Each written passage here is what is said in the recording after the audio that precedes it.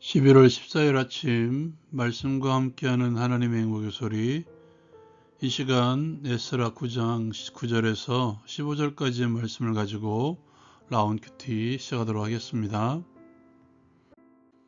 에스라는 하나님께서 이스라엘 백성들의 죄를 용서하시리라는 희망을 품고 하나님 앞에 회개합니다. 오늘 말씀은 어제 말씀에 이어지는 에스라의 회개 기도이죠. 오늘은 이렇게 시작하고 있습니다. 우리가 비록 노예가 되었사오나 우리 하나님이 우리를 그 종살이하는 중에 버려두지 아니하시고 바사왕들 앞에서 우리가 불쌍히 여김을 입고 우리 하나님의 성전을 세우게 하시며 우리에게 울타리를 주셨다라고 고백합니다. 이렇게 하신 후에도 주의 계명을 버렸사오니 무슨 말을 할 수 있겠느냐며 고백하고 있습니다. 전에 주께서 주의 종 선지자들에게 명령하여 이르시되 너희가 가서 얻으려 하는 땅은 더러운 땅이니 이는 이방 백성들이 더럽고 가증한 일을 행하여 이 끝에서 저 끝까지 그 더러움으로 가득 채웠음이라. 그런즉 너희 여자들을 그들의 아들들에게 주지 말고 그들의 딸들을 너희 아들들을 위하여 데려오지 말며 그들을 위하여 평화와 행복을 영원히 구하지 말라. 그리하면 너희가 왕성하여 그 땅의 아름다운 것을 먹으며 그 땅을 자손에게 물려주어 영원한 유산으로 물려주게 되리라 하셨나이다. 우리의 악한 행실과 큰 죄로 말미암아 이 모든 일을 당하였사오나 우리 하나님이 우리 죄악보다 형벌을 가볍게 하시고 이만큼 백성을 남겨두셨사오니 우리가 어찌 다시 주의 계명을 거역하고 이 가증한 백성들과 통혼하오리이까. 그리하시면 주께서 어찌 우리를 멸하시고 남아 피할 자가 없도록 진노하시지 아니하시리이까. 이스라엘의 하나님 여호와여, 주는 의로우시니 우리가 남아 피한 것이 오늘과 같사옵거늘 도리어 주께 범죄하였사오니 이로 말미암아 주 앞에 한 사람도 감히 서지 못하겠나이다. 적용을 위하여 함께 나누기를 원합니다. 은혜의 보좌 앞에 담대히 나아가십시오. 이것이 첫 번째로 나누기를 원하는 주제입니다. 요한 사도의 선포이죠. 그를 향하여 우리가 가진 바 담대함이 이것이니 그의 뜻대로 무엇을 구하면 들으심이라. 히브리서 기자도 비슷한 말씀을 주셨죠. 때를 따라 돕는 은혜를 얻기 위하여 은혜의 보좌 앞에 담대히 나아갈 것이니라. 오늘 에스라의 회개의 기도를 보면 요한 사도 그리고 히브리서 기자의 말씀의 의미가 무엇인지 알 수 있을 것 같습니다. 오늘 말씀을 보면 가운데에 있는 11절과 12절을 두고 앞뒤의 말씀을 보면 하나님의 은혜와 그리고 이스라엘 백성들의 범죄를 다루고 있죠.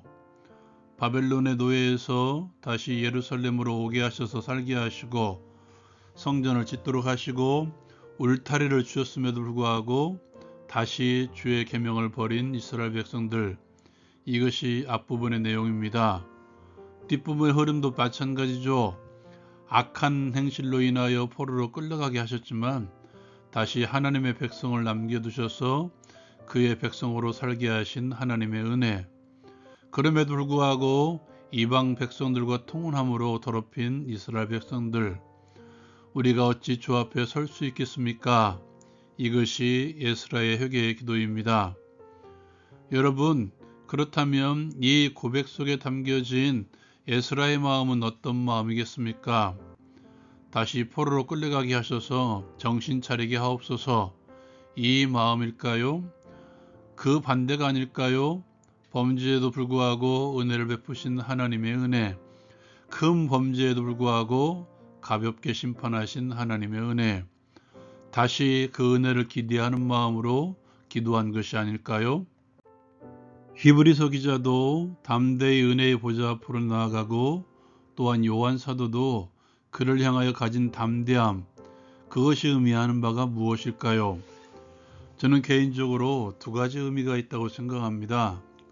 그 첫 번째는 기도응답에 대한 확신이고 그 두 번째는 나아갈 수 없는 우리임에도 불구하고 우리의 대제사장 되시는 예수 그리스도의 이름을 붙들고 나아가는 것입니다.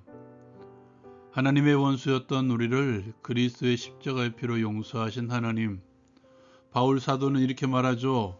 그 아들을 아끼지 아니하시고 우리에게 내어주신 하나님께서 그 아들과 함께 모든 것을 주시지 않겠습니까? 사랑하는 여러분, 그러므로 담대히 나아가십시오. 하나님 앞에 나아갈 때 나를 보지 마십시오. 나 같은 것이 어떻게 하며 나를 보지 마시고 십자가를 바라보고 십자가의 은혜를 품고 나아가십시오. 하나님 아버지의 은혜를 기대하며 나가십시오. 우리는 원래 넘어질 수밖에 없는 존재들이고 또한 완벽하려 힘을 다해도 넘어질 수밖에 없는 존재들입니다. 다시 말해서 하나님 앞에 설 수 없는 존재였다는 사실이죠. 그러므로 나를 보지 말고 이런 나를 위해서 당신의 독생자를 아낌없이 내어주신 하나님의 은혜를 기대하며 하나님 앞에 회개함으로 나아가십시오. 다시 요한 사도의 말씀으로 나눔을 마무리합니다. 만일 우리가 우리 죄를 자백하면 그는 미쁘시고 의로우사 우리 죄를 사하시며 우리를 모든 불의에서 깨끗하게 하실 것이요. 두 번째로 나누기를 원하는 것은 그럼에도 불구하고 함께 달려가자는 것입니다. 오늘 말씀을 세 부분으로 나누면 앞과 뒷부분은 같은 말씀의 같은 주제의 반복이죠. 그리고 가운데는 하나님께서 이스라엘 백성들에게 바라시는 삶의 모습들이 있죠. 이러한 것들을 이스라엘 백성들의 이방인과의 통호 문제와 연관해서 하나님께서 주의 선지자들을 통해서 주신 말씀을 전하고 있죠. 그 말씀을 읽어보면 통혼을 금지하는 이유를 알 수 있습니다. 결혼은 한 사람과 한 사람의 만남이지만 그 사람이 살아온 배경, 그리고 그 사람이 가지고 있는 가치관, 그리고 종교가 있다면 종교까지 포함되는 만남입니다. 함께 살아가다 보면 이러한 것들이 서로 부딪히게 되고 합해지게 되는 것이죠. 그 당시 이스라엘 백성들과 이방인들의 신과는 전혀 다른 것이었습니다. 그리고 그에 따른 삶의 양식 또한 전혀 다른 삶을 살았죠. 문제는 그들의 생활 양식과 신을 섬기는 방식이 사람들의 눈, 코, 입을 즐겁게 해준다는 것이죠. 이것은 오늘날에도 동일합니다. 그로 인해서 하나님을 섬기는 것을 하지 못하게 하고 하나님에게서 떠나게 하는 것이죠. 실제로 이스라엘 백성들이 70년 동안 포로 생활을 하게 된 주의 원인 가운데 하나가 바로 이것이었죠. 하나님은 하나님만을 섬기기를 원하십니다. 하나님의 성품을 닮아가는 하나님의 백성으로만 살아가기를 원하신 것이죠. 그것이 가치관이며 삶의 목적입니다. 비단 결혼뿐만 아니라 사람들과의 관계를 유지해 나갈 때에도 이 점을 분명히 기억하십시오. 가치관의 차이는 분명히 있습니다. 세상을 바라보는 눈 또한 전혀 다른 방식이죠. 똑같은 삶의 내용이 있을지라도 삶의 분명한 목적은 다릅니다. 하나님의 목적은 분명하죠. 하나님을 닮아가는 하나님의 백성으로 살아가는 것입니다. 기억하십시오. 우리의 삶의 목적은 내가 거룩하니 너희도 거룩하라고 명령하신 하나님의 명령입니다. 사람들과의 관계도, 가정을 세워나가는 것도, 결혼도, 부부간의 사랑도, 직장에서의 삶도 여기에 초점을 맞춰야 됩니다. 그렇게 하나님의 거룩을 위해 함께 달려갑시다. 적용을 위한 기도의 시간. 하나님의 긍휼하심을 입고 때를 따라 돕는 은혜를 얻기 위하여 은혜의 보좌 앞에 담대히 나아가게 하옵소서. 나를 부르신 하나님의 목적을 잊지 않게 하시고 하나님의 거룩을 바라보고 달려가게 하옵소서. 예수님의 이름으로 기도합니다. 아멘. 우리가 바라볼 곳은 하나님의 거룩입니다. 넘어질지라도 은혜를 기대하며 함께 달려갑시다. 라운큐티 마칩니다.